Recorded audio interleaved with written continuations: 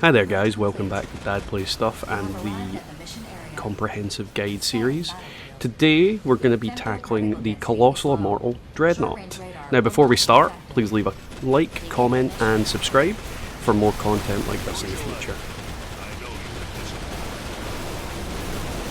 So, Dreadnought is a massive drilling machine basically. The first thing he always does when he starts off the battle is immediately dives underneath the ground. He then releases his it's like a top plate of his body and begins firing missiles.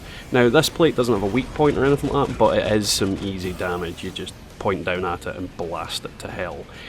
Dreadnought isn't a particularly difficult boss fight, and he doesn't have a lot of differences between his fights, so I'm just going to condense everything down into the one section in a sense.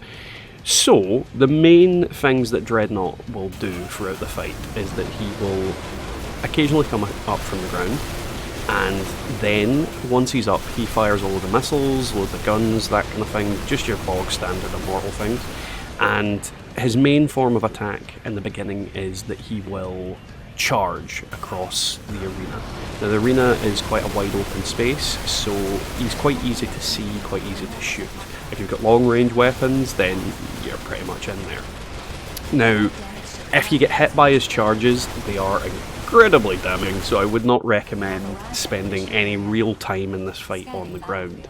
He's going to be able to charge you and he's going to be able to hit you pretty hard, pretty fast. The next thing he does is repeatedly dives below the surface during the fight, and on occasion he will essentially rocket propel himself out of the dirt and fly across the map. So if you get caught in that, again, quite a lot of damage, and with his subsequent forms the damage increases as you go up, as well as his armour and things like that. Now, the last ability that he seems to have is that when he takes enough damage, 4 will comment that immortal fractal has been detected. As you know, whenever you hear or say that, that is the second stage of Immortal's fight pattern. It's at this point that he starts charging his front cannon. You can usually see a green guide beam of where he's aiming, and then he just fires a massive cannon blast right from the front drill. Now if you get hit by this, you're again going to take massive amounts of damage, so I wouldn't recommend standing in front of it. It's relatively easy to avoid, just move to the left or the right, and as a result of him using this cannon, if you basically gun down the gun itself, he does get stunned from it. He can't dig while he's getting his cannon damaged by a certain amount. So basically focus the main gun and it stops him from diving underneath and keeps him stationary for a couple of seconds. I'll be honest, in this fight I had to do a lot of the recordings on my own, because when I went up against him in his alpha and beta forms with like a full group of people, he died so quickly. He's a big target. He's really easy to take out. There's not a huge amount when it comes to strategy when it comes to this fight. The only real thing you need to do is avoid being stationary on the ground. Avoid being stationary in general when he's underneath, because obviously he can leap out and hit you. So the best thing to do is just get your best damaging weapons and lay into him hard. His weak points are on several positions on his back. He's got them almost like little quills on the kind of centre of the back, and he has some other weak points around the front near the mouth, essentially, where the cannon is. It's to the very lower part of his cannon. They're difficult to get, and it's the big it's the same problem that you have with Snatcher, is that because he's fast and he charges you, hitting the ones in the front are the harder ones to actually go for, because if you're standing in the front of him at the angle to actually hit them, he's probably going to charge you and do some damage. The ones in the top are relatively easy to get rid of. You just sit above him and blast them to oblivion. But if I'm honest, you're not really going to need to take out his weak points to kill him.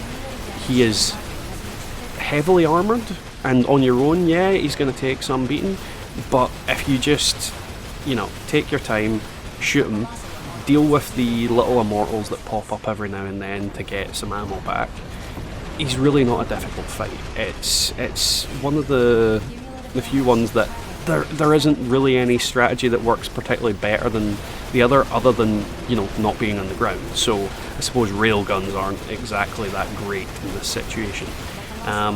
I tend to use machine guns against them, heavy lasers, heavy rockets, but you could easily get away with your deadly drive, which will mince them. Acid and bazookas will definitely do some major damage to him and might help take out those weak points. Sniper rifles as well, he's not going to be able to deal with you at range, so being far away from him and being able to hit him and he's not unable to hit you, I mean, all these kind of factors are massive boosts towards taking him out pretty quickly. So, time to move on to the blueprints. Now, all three iterations of Dreadnought, both regular, alpha and beta, have access to a blueprint for 3 different versions of basically the same gun, like some of the other immortals we've went up against so far. Now, the first one is the OAW CL43 Raider Force. Now, Raider Force is a laser cannon. It's basically the laser cannon from the front of Dreadnought.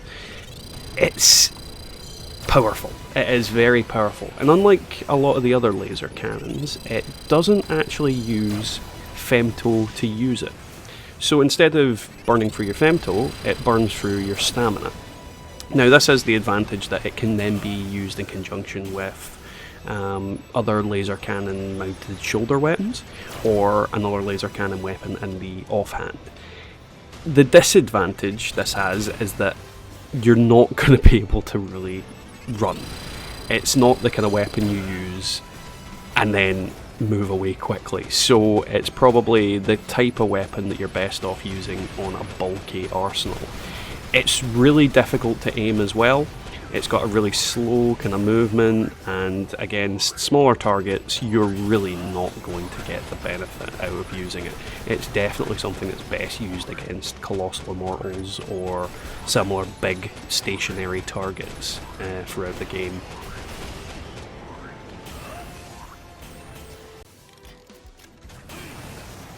Now the next weapon we're coming across in blueprint form is the OAW R42 Lost Heart. It's a mid to long range assault rifle, relatively slow rate of fire and the accuracy isn't the best, but in PvE it is a monster. It's really good to use against AIs and whatnot. Against players, not that great. I would not recommend using it in PvP at all, but in general it is a decent weapon. Also has a really cool sprite, so I'd heavily recommend that it's something that you should pick up and use in the game. Now, in terms of how it matches up to other assault rifles, I'd say there's better ones, Guilty Throne for definite, but it will definitely be an easy one to get in comparison, and it's definitely got a decent spread of stats. So, that was the video guys. Thank you very much for watching, and don't forget to leave a like, comment and subscribe for more content like this. And if you guys could, please check out my PvP videos that are on the channel. I'd really like some feedback on how you guys think I could improve and develop my abilities. So, again, thanks for watching, and we'll catch you next time.